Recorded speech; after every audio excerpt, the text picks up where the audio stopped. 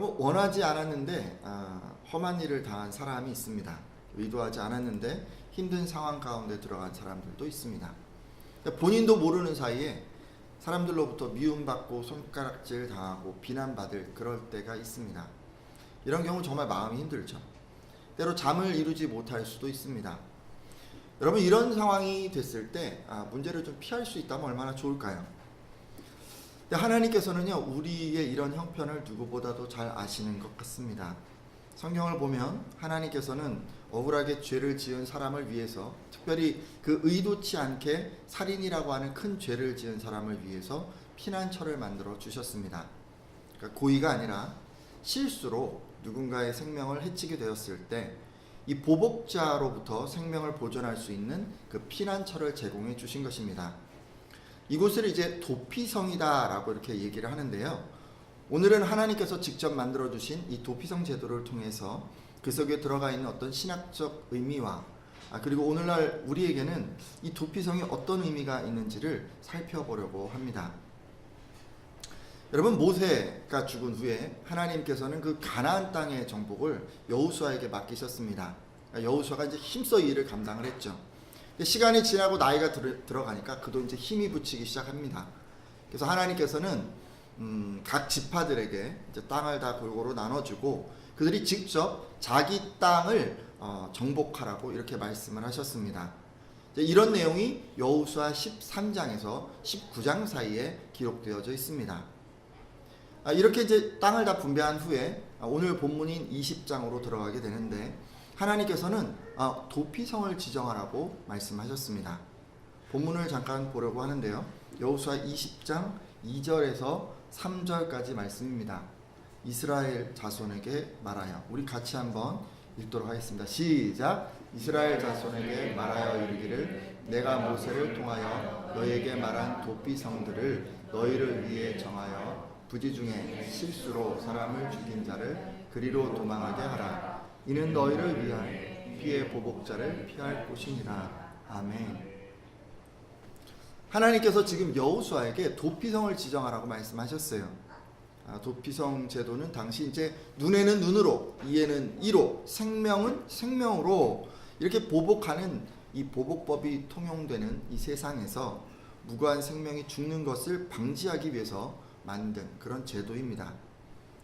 여호수아 당시는 어떠했냐면요, 누군가 이제 살인을 한 거예요. 그러면 그 피해자의 친지 중에서 이제 한 사람이 보복자가 되어갖고 이 살인한 사람을 찾아가서 이렇게 다시 또 죽이는 이런 일이 있었습니다. 그러게 죽은 자가 흘린 피에 대해 가해자의 피로 갚는 이런 행동은 합법적인 행위였습니다. 오늘 본문에는 이런 사람을 뭐라고 얘기했어요? 피해 보복자라고 칭했습니다. 그러니까 피를 흘렸으니까 피로 갚는다는 그런 뜻이죠. 근데 이렇게 보복자가 나서면 좀 문제가 있었습니다. 그러니까 의도치 않게 실수로 살인한 사람들이 재판도 받지 못하고 죽는 경우가 빈번하게 발생했기 때문입니다.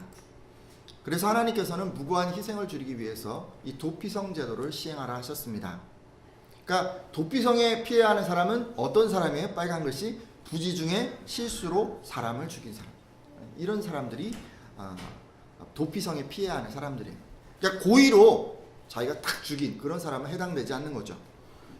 신명기 19장 13절 1절에서 13절 이런 데를 보면요, 이것을 설명하기 위해서 두 나무꾼 예를 듭니다. 그러니까 어떤 사람이 이웃이랑 같이 숲속으로 나무하러 간 거예요. 이제 도끼를 갖고 이제 나무를 막 찍었겠죠. 근데 갑자기 도끼자루 해서 도끼 날이 확 빠져가지고 옆에 있던 그 사람이 탁 맞아가지고 죽어버린 거예요. 근데 이런 경우는 악의가 있었던 것도 아니고 고의로 한 것도 아니잖아요. 그냥 과실로 인한 거잖아요. 그러니까 바로 이런 사람들이 부지 중에 실수로 사람을 죽인 자에 해당하는 거예요. 요즘에 이렇게 과실로 다른 사람을 죽게 만드는 것을 과실치사다라고 이야기합니다. 하나님께서는 바로 이런 과실치사의 죄를 지은 사람들을 살리기 위해서 도피성 제도를 만드신 것입니다. 그럼 오늘날은요, 누가 이런 사람일까요? 누가 부지 중에 죄를 지은 사람일까요? 본문에서 부지 중에 이 죄 지은 사람은요, 우리 같은 사람들을 얘기하는 거예요. 예수 그리스도를 믿고 구원받은 이 성도들을 지금 예표하고 있는 것입니다. 저와 여러분이 바로 부지불식간에 죄를 지었던 그런 사람들이라는 말이죠. 왜냐하면 여러분, 예전에요, 우리들도 하나님 은혜를 모르고 예수 그리스도의 사랑을 모를 때 부지불식간에 하나님 앞에서 죄를 짓고 살았습니다. 우리는 하나님 모르고 살 때 우상을 숭배하고 세상 가치를 따라서 살았습니다. 과거 우리들은 하나님을 모르고 하나님을 인식하지 못했기 때문에 자기를 사랑하고 돈을 사랑하고 자랑하고 교만하고 거만하고 감사하지 아니하고 거룩하지 아니하고 무정하고 절제하지 못하고 쾌락사랑하기를 하나님보다 더 사랑하면서 우리들은 살아왔습니다. 그것이 과거 우리들의 모습이었어요. 오늘날 저와 여러분이 바로 하나님 앞에서 부지불식간에 죄를 짓고 살았던 그런 사람들이었던 것입니다. 여러분, 그런데요, 이 도피성 제도가요, 그 부지 중에 실수로 살인을 한 사람, 그런 사람들을 위해서 이제 만들어진 것이지, 뭐 모든 살인자 그런 사람들을 무조건 살려주는 그런 제도가 아니었습니다. 실제로 도피성에 피한 사람은 그 후 이 회중 앞에 나아가서 재판을 받아야 했어요. 이 재판은 살인이 고의로 의한 것인지 아니면 실수로 인한 것인지를 판결했습니다. 그러니까 고의로 살인을 했다라고 이제 판명이 나면 살인자는 반드시 죽였습니다. 만일 죽은 사람을 위해 복수하는 자가 있다면 이 살인자를 만나서 직접 죽일 수 있도록 허락해 주었습니다. 하지만 여러분, 아무런 악의가 없이, 예를 들어서 우연히 사람을 밀어서 이게 넘어졌거나 뭘 던졌는데 그거 맞았거나 보지 않고 막 돌을 던졌는데 그 돌에 맞아서 사람이 딱 죽었다면 고의가 아니라 이제 과실이기 때문에 이런 경우는 도피성으로 다시 돌려보냈습니다. 여러분, 이렇게 도피성에 있다가 나와서 재판을 받고 다시 이제 도피성으로 돌아간, 그러니까 고의가 아니라 이제 판명이 나서 이 도피성으로 들어가게 된 이 사람, 이 살인자는 얼마나 안심이 되었을까요? 그는 이제 보복자들로부터 이 보호받게 된 것입니다. 더 이상 죽음의 공포에 시달리지 않아도 되는 것이죠. 아마도 이렇게 다시 들어가게 됐을 때 아마 이제는 살았구나라고 안도하면서 비로소 그 마음의 평안을 누리게 되었으리라 생각합니다. 사실 이런 경험 저도 있고 여러분도 있지 않습니까? 두려움 가운데 있다가 보호받게 된 이런 경험 말이죠. 아마 대부분의 성도님들은 이런 경험이 있으시리라 생각을 합니다. 원인 모를 죄책감과 또 죽음에 대한 공포로 살아가던 저와 여러분에게 예수 그리스도의 십자가를 통한 이 죄사함과 이 구원의 경험이 바로 그것이기 때문입니다. 예수님을 믿음으로 구원받은 저와 여러분은 이미 도피성에 들어간 살인자와 같은 경험을 했습니다. 우리는 안전하게 되었고 또 마음의 평안을 누리게 되었습니다. 여러분, 죄사함을 받았을 때 어떠하셨나요? 사람마다 좀 다르기는 하지만 밤을 새워서 죄를 고백하기도 하고 눈물을 흘리면서 회개하기도 하고 예수님의 십자가의 대속을 떠올리면서 깊이 감사하기도 하고 주님을 사랑하고 또 말씀을 따라 살겠노라고 다짐하기도 하지 않으셨나요? 무엇보다 여러분, 이런 시간을 통해서 누렸던 그 평안함 여러분 기억하고 계십니까? 근데 지금 이 도피성에 들어간 살인자 말이에요. 그 살인자가 바로 그런 감격과 평안을 누렸던 것입니다. 자, 그러면요 여러분, 이제 도피성에 잘 들어갔어요. 안전하게 됐어요. 그럼 그 후에 이 살인자는 어떤 삶을 살았을까요? 민수기 35장 6절을 보면 너희가 레위인에게 줄 성읍은 살인자들이 피하게 할 도피성으로 6성읍이요 그 외에 42성읍이라 라고 되어 있습니다. 그러니까 여호수아가요 땅을 이제 레위인에게 분배를 했는데 48성읍을 준 거예요. 근데 그 성읍 중에서 6개를 지정해서 도피성을 만들었다는 말씀입니다. 그러니까 도피성은 어떤 지파에게 소속된 성읍이었어요? 레위 지파. 여러분, 레위 지파, 레위 사람들 어떤 사람이었나요? 하나님의 성소를 위해서 봉사하고 또 백성에게 말씀을 가르치고 뭐 이런 일을 하는 사람들 아니었습니까? 그들 가운데는 제사장도 있었고 성전에서 봉사하는 사람들도 있었고 심지어 여러분 말씀을 가르치는 또 찬양을 하는 그런 사람들도 그들 가운데 있었습니다. 그들은 모두 경건하고 구별된 사람들이었습니다. 근데 여러분, 그들 가운데요, 살인자를 두신 거예요, 하나님. 살인자가 지금 그들 가운데 머무르게 하신 거예요. 그럼 살인자 뭐 했을까요? 그들 가운데 있으면서 무엇을 하고 지냈을까요? 아마 여러분, 도피성에 머물게 된 살인자는요, 레위인과 함께 생활하면서 경건의 삶을 훈련했으리라 여겨집니다. 그냥 도피성에 그냥 가만히 있었던 게 아니란 얘기예요. 살인자는요, 이 경건한 이 레위인들이 하는 것들을 도와주면서 다른 곳에서는 절대로 받을 수 없는 이 최고의 어떤 신앙 훈련을 받았으리라 생각이 됩니다. 따라서 여러분, 도피성에서의 삶은 이제 오늘날 우리로 치자면 이제 경건의 훈련을 의미하는 거예요. 도피성에 있는 기간은. 당시 살인자들이 레위인과 함께 살면서 오직 예배와 말씀과 찬양의 삶을 살면서 헌신했던 것처럼 이 시대를 사는 그리스도인에게 있어서 이 도피성에 머문다는 것은요, 교회 공동체 안에서 그런 경건한 삶을 지속적으로 훈련받는 것을 의미합니다. 자, 그런데요, 여러분, 이 도피성에 머물러야 할 이 살인자가요, 율법을 어기고 이 밖으로 나가게 되면 어떤 일이 생겼을까요? 민수기 35장 26절에서 27절 말씀인데 한번 보도록 하겠습니다. 그러나 시작. 그러나 살인자가 어느 때든지 그 피하였던 도피성 지경 밖에 나가면 피를 보복하는 자가 도피성 지경 밖에서 그 살인자를 만나 죽일지라도 피 흘린 죄가 없나니. 아멘. 만일 도피성에서 살아야 한다는 이런 이 율법을 어기고 이제 나가게 되면요, 살인자는 이 보복자에게 죽을 수도 있었습니다. 그러니까 악한 의도로 살인하지 않았다는 게 지금 입증이 됐잖아요, 그렇죠? 근데 아직까지 그 죄값은 완전히 치러진 것이 아니었습니다.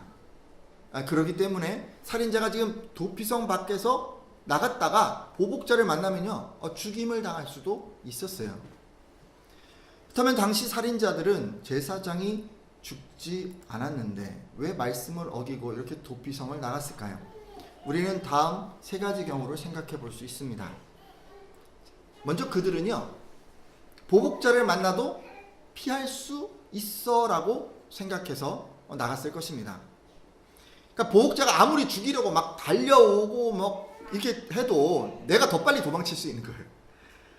보복자가 죽이려고 해도 그걸 딱 피할 수 있다고 생각을 하는 거예요. 그래서 이런 생각을 하는 사람들이 말씀을 어기고 나갔으리라고 생각이 됩니다. 또 여러분, 이런 사람들이 나갔을 것 같아요. 설마 내가 보복자를 만나겠어? 몰래 살짝 나갔다 오면 되지. 이런 사람들이 또 나갔을 것 같아요. 잠시 잠깐 도피성 밖에 나가는 것이기 때문에 그냥 오고 가는 길에 주의하면 절대 보복자를 만나지 않을 것이라고 생각했을 수도 있습니다. 그리고 뭐 아주 일부겠지만 보복자가 더 이상 존재하지 않는다라고 생각했을 수도 있어요. 그러니까 이제 시간이 많이 지나니까 이제 죽이려고 했던 그 보복자들의 어떤 마음의 그 분노가 다 사그러지고 식어져서 더 이상 자신을 죽이지 않을 거라고 생각한 사람들도 일부 있었을 것입니다. 네, 여러분요. 네, 지금도 이렇게 생각하는 사람들이 있어요. 우리들 가운데도 있는 것 같습니다. 지금도 하나님의 말씀을 어기고 그냥 세상 밖으로 훌쩍훌쩍 나가는 사람들, 이런 사람들이 있고요. 이런 사람들은 사단의 표적이 됩니다. 베드로전서 5장 8절에서 9절 상반절 말씀 잠깐 보도록 하겠습니다. 제가 읽을게요. 근신하라 깨어라 너희 대적 마귀가 우는 사자같이 두루 다니며 삼킬 자를 찾나니 너희는 믿음을 굳건하게 하여 그를 대적하라. 아멘. 여러분, 이 말씀에서 삼킬 자는요, 믿지 않는 사람들을 얘기하는 게 아니에요. 오히려 예수를 주로 고백하고 믿는 그런 성도들을 가리킵니다. 성도들이 근신하고 깨어있지 않으면, 그러니까 하나님의 말씀에 순종하는 삶을 살지 않으면 사단에게 잡아먹히게 된다는 말씀입니다. 우리에게 보복자는 누구라고요? 사단이에요, 사단. 우리에게 보복자는 사단이에요. 사단은 육체적으로 죽이기보다는 영적으로 죽이려고 합니다. 죄를 짓게 하고 하나님을 떠나게 하고 세상 가치를 쫓아서 살게 만듭니다. 그래서 결국은 영원한 죽음, 곧 멸망에 이르게 합니다. 이것이 저와 여러분이 말씀을 따르지 않을 때, 그리고 자꾸 세상 밖으로 나가려고 할 때 우리 안에 일어나는 일입니다. 근데 이런 형편인데도요, 여러분, 오늘날 성도들의 모습은 여호수아 시대와 별반 다를 바가 없습니다. 오늘날 성도들도 앞서 제가 세 가지 이유를 말씀드렸잖아요. 그런 이유로 하나님의 말씀을 저버리고 그냥 세상을 향해서 자꾸만 나갑니다. 세상으로 나간다고 하는 것은요, 죄 많은 세상 가운데 이 구별되려고 하지 않고 그냥 세상 가치를 쫓아서 살아간다는 것을 의미합니다. 이런 분들은 그런 것 같아요. 아까 이제 세 가지처럼 사단이 더 이상 존재하지 않는다라고 생각하는 분들도 간혹 계십니다. 그러니까 세상을 아무리 둘러봐도요, 사리에 찬 일단 사단의 모습은 보이지를 않고 또 느껴지지도 않기 때문에 그런 사단은 존재하지 않을 거라고 생각을 합니다. 그리고 만약 존재한다 하더라도 뭐 죽이지는 않겠지라고 이렇게 생각을 합니다.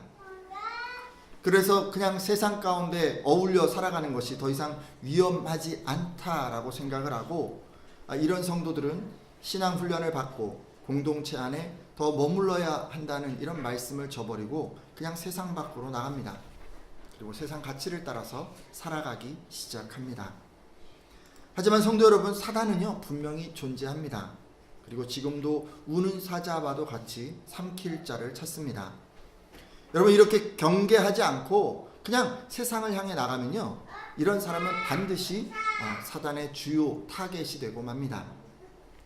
두 번째요, 여러분, 사단을 만나지 않을 것이라 생각해서 세상으로 나가는 분들도 계십니다. 이런 성도들은 자기가 세상 속에 있어도 이 사단으로부터 영향을 받지 않을 거라고 생각합니다. 어떤 상황에서도 나는 악한 영향 받지 않을 수 있어 라고 생각하는 것입니다.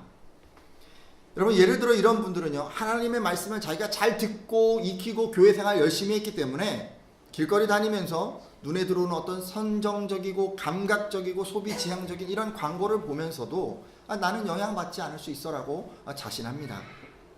또 하나님의 말씀을 잘 듣고 익혔기 때문에 세상 친구들을 만나 그들의 생각과 고민과 계획들을 들으면서도 그들 안에 있는 어떤 세상 가치에 영향받지 않을 수 있다라고 생각을 합니다. 하지만 여러분도 잘 아시지 않습니까? 우린 너무도 환경의 영향을 잘 받는 존재라는 거 말이죠. 여러분, 맹자 어머니가요, 왜 3번이나 이사를 다녔겠습니까? 그 어린 맹자가 그 환경의 영향을 자꾸 받기 때문에 그리했던 것이 아니겠습니까? 저와 여러분도요, 이 맹자하고 다를 게 하나도 없어요. 우리들도 사단이 만들어 놓은 이 세속적인 환경에 들어가면요, 쉽게 변해버리는 그런 존재들입니다. 그러기에 나는 사단의 영향을 안 받아, 난 받지 않을 수 있어 라는 생각으로 세상에 나가게 되면 처음 얼마간은 버틸 수 있을지 모르지만 시간이 지남에 따라 죄와 타협하고 죄를 향해 나가는 자신을 발견하게 될 것입니다. 끝으로 여러분, 많은 성도들이 좀 이런 생각하고 있는 것 같은데요, 사단을 만나도 스스로 피할 수 있다라고 생각해서 세상으로 나갑니다. 다시 말하자면 이분들은 자기가 사단의 유혹을 이겨낼 수 있다라고 생각하는 것입니다. 여러분, 이건 마치 이런 것 같아요. 여러분, 다이어트 하는 사람이 그동안 약속 없이 지내고 그냥 다이어트만 열심히 하다가 체중도 줄고 식욕도 줄고 뭔가 많이 좋아진 거예요. 자신감을 얻었어요. 근데 이런 마음을 갖는 거예요. 이제는 내가 음식을 봐도 잘 참을 수 있을 것 같아. 이렇게 이제 생각을 하는 거예요. 또 친구들이 만나자고 하는 그 자리에 딱 나가서 삼겹살 회식 자리에 딱 앉은 거예요. 근데 자기가 이렇게 생각하죠. 거기 가서 야채쌈, 깻잎, 상추, 오이, 당근만 나는 먹고 올 수 있어 라고 생각을 합니다. 여러분, 이분이 성공하실 거라고 생각하십니까? 여러분 생각은 어떠신가요? 물론 성공할 수도 있어요. 만일 요행이 그런 유혹에 성공한다고 해도요, 이런 생각 갖고 계속 나가면 어떻게 되겠어요? 다음번에도 성공하고 그 다음번에도 성공하고, 여러분 성공할 수 있을까요? 정말 쉽지 않지 않겠습니까? 사단을 만나도 난 피할 수 있어 라고 생각하는 분들이 바로 이런 분들이에요. 한두 번 사단의 유혹을 이겨낼 수 있을지는 몰라도 계속되어지는 이 사단의 공격을 버텨낼 수가 없습니다. 우리가 절제하고 참을 수 있는 것은 한계가 있기 때문이죠. 우리는 무한정 절제하고 참을 수 있는 존재가 아닙니다. 계속해서 자극을 받으면 결국 언젠가는 저지르고 마는 존재들입니다. 따라서 이런 생각에 세상을 향해 나가는 사람들은 어느 순간 사단의 유혹에 무너진 자신을 발견하게 될 것입니다. 오늘 함께한 예배자들은 이런 분들이 한 분도 없으셨으면 좋겠습니다. 여러분, 원칙적으로요, 살인자들은 도피성에서 살아야 했습니다. 근데 단 하나의 예외가 있었죠. 민수기 35장 25절 하반절 말씀을 보도록 할 텐데요. 같이 한번 읽어주시겠어요? 그는 시작. 그는 거룩한 기름 부음을 받은 대제사장이 죽기까지 거기 거주할 것이니라. 아멘. 그냥 계속 거기서 살아야 되는데 예외가 있었어요. 대제사장이 죽으면 도피성에서 나올 수가 있었습니다. 할렐루야. 살인자는 언제까지 도피성에 머물러야 하는 거예요? 그러니까 대제사장이 죽을 때까지. 하나님이 이렇게 정하신 이유는 아주 단순하고도 명료합니다. 하나님께서 이 대제사장으로 살인자의 죽음을 대속하게 하셨기 때문입니다. 따라서 지금 대제사장이 죽으면요, 이 도피성에 들어와 있는 수많은 보복자들은 다 그 죄를 감형을 받았던 거예요. 여러분, 보복자들이요, 더 이상 이 살인자를 죽일 수가 없게 된 거예요. 대제사장이 살인자가 죽어야 할 것을 대신 죽어 주셨기 때문이죠. 여러분, 도피성을 우리 신앙에 적용하기에는 좀 이상한 게 하나 있습니다. 우리에게 있어서요, 여러분, 대제사장의 죽음은 앞으로 일어날 일이 아니라 이미 2000년 전에 일어난 사건이기 때문입니다. 도피성 제도를 우리에게 이제 적용하려고 하니까, 여러분, 우리 대제사장은 예수님이시잖아요. 근데 그분이 이미 2000년 전에 죽으셨기 때문에 만약에 도피성이 교회라고 생각하고 우리가 교회 안에 머물고 뭐 하나님 안에, 말씀 안에, 공동체 안에 머문다 이렇게 생각을 하면 뭐 언제까지 머물러야 하느냐를 생각할 때 이게 없는 거예요. 어떻게 보면 이미 돌아가셨으니까 더 이상 머무를 필요가 없게 된 것이죠. 그렇다면 여러분, 대제사장이 죽을 때까지 도피성에 머물러야 한다는 것은 무엇을 의미할까요? 우리는 언제까지 이 도피성에 해당하는 이 교회 공동체 안에서 신앙 훈련을 받아야 하는 것일까요? 이제 끝으로 그 의미를 좀 살펴보고 말씀을 마치려 합니다. 여러분, 신약 시대를 사는 우리에게 대제사장이신 예수 그리스도가 죽는다는 것은 남다른 의미가 있습니다. 그것은 그분이 죽으심처럼 우리의 자아도 함께 죽는다는 것을 의미하기 때문입니다. 바울은 이것을 십자가에 함께 못 박힌다라고 표현을 했습니다. 갈라디아서 2장 20절 상반절 말씀인데요. 내가 그리스도와 함께 한번 읽어주시겠어요? 갈라디아서 2장 20절 말씀 상반절 말씀만 읽습니다. 내가 그리스도와 시작. 내가 그리스도와 함께 오직 내 안에 그리스도께서 사시는 것이라. 아멘. 여러분, 성도들에게 있어서 예수 그리스도가 못 박힌 것은요, 자기 자신이 함께 못 박힌 거예요. 이것은 우리가 그리스도를 구주로 고백할 때 우리 육체와 함께 그 정욕과 탐심을 십자가에 못 박았다라고 하는 것을 의미합니다. 또한 예수 그리스도가 죽는 것은 또 우리가 함께 죽는 거예요. 예수 그리스도의 죽음이 나를 위한 대속의 죽음이라고 하는 것을 믿는 순간 우리의 자아도 함께 죽어야 하는 것입니다. 따라서 그 후로는 어떻게 살아야 할까요? 내 뜻과 내 고집과 내 가치를 위해서 살지 않고 예수님의 뜻, 예수님의 의도, 예수님의 가치를 위해서 우리가 살아가게 되는 것입니다. 여러분, 그게 예수님의 죽으심의 의미인 거예요. 예수님의 죽으심을 내가 믿는다라는 것은요, 내가 같이 죽어야 하는 거예요. 믿으십니까? 근데 이게 조금 천천히 일어나는 분들이 있어요. 그냥 믿는 그 순간에 이것이 급속하게 일어나는 분들도 있지만 많은 분들이 그렇지 못합니다. 급속하게 일어나는 사람들은 교회 공동체 훈련을 좀 짧게 받아도 되는 사람이라고 할 수 있습니다. 하지만 여러분, 상대적으로 느리게 일어나는 사람들 있잖아요. 예수 그리스도는 이미 죽었어요. 근데 내가 못 죽는 거야. 함께 죽어야 되는데. 근데 그 죽음이 늦게 일어나는 사람들은 훈련을 좀 길게 받아야 하는 것입니다. 완전히 자아가 죽고 고집이 꺾이고 자기가 가지고 있었던 가치들을 다 내려놓기까지 그렇게 훈련받아야 하는 것입니다. 여러분, 근데 그렇지 않고요. 이게 완전히 죽지 않았어요. 그리고 나서 그냥 세상 밖으로 먼저 나가버리면 어떻게 될까요? 그냥 백전백패 사단의 공격에 무너지게 되지 않겠습니까?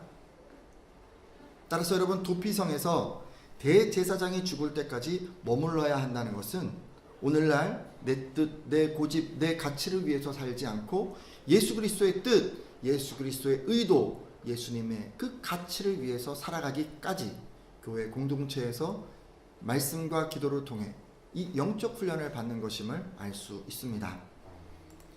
이제 도피성이요, 오늘날 우리에게 무엇을 의미하는지 다 정리가 됐어요. 예수 그리스도를 믿음으로 구원받은 우리들은 살인자가 도피성에 살았던 것처럼 교회 공동체 안에 소속되어져 있어야 합니다. 그리고 대제사장이 죽기까지 도피성에서 레위인과 함께 생활했던 것처럼 여러분, 우리들도 예수 그리스도 앞에 모든 것을 내려놓기까지, 내 뜻, 내 계획, 내 가치를 모두 내려놓기까지, 온전한 순종을 할 때까지 우리는 경건의 훈련에 힘써야 합니다. 그래야 사단의 공격이 있는 이 세상에 나가서도 넘어지지 않을 수 있는 것입니다. 여러분, 이제 기도하고 마치려고 하는데요. 여러분, 우리 먼저 감사 기도했으면 좋겠어요. 우리에게 도피성을 주셨어요. 여러분, 우리에게 이 교회 공동체를 도피성으로 허락해 주셨어요. 우리 이것을 감사해야 합니다. 혹시 여러분 가운데 나는 세상에 나가서 내 멋대로 해도 사단 만나지 않을 거야 라고 생각하던지, 나는 내 뜻대로 살아가도 나는 사단의 유혹을 이길 수 있어 라고 생각해서 그냥 그렇게 살아갔던 분들이 있다면 이제는 마음을 좀 돌이켜 주시기 바랍니다. 그리고 여러분의 신앙과 인격이 그리스도의 장성한 분량에 이를 때까지 교회 공동체에서 말씀과 기도로 훈련받겠다라고 그렇게 한번 결단해 주십시오. 그것이 여러분이 이 땅 사는 동안에 그리스도가 죽으심처럼 같이 죽는 그 순간까지 힘써야 할 것입니다. 그래서 여러분, 세상에 여러분이 탁 나가잖아요. 그러면 사단이 이렇게 해도 끄떡하지 않고요, 그 세상에서 늘 승리하는 여러분이 다 되어 주십시오.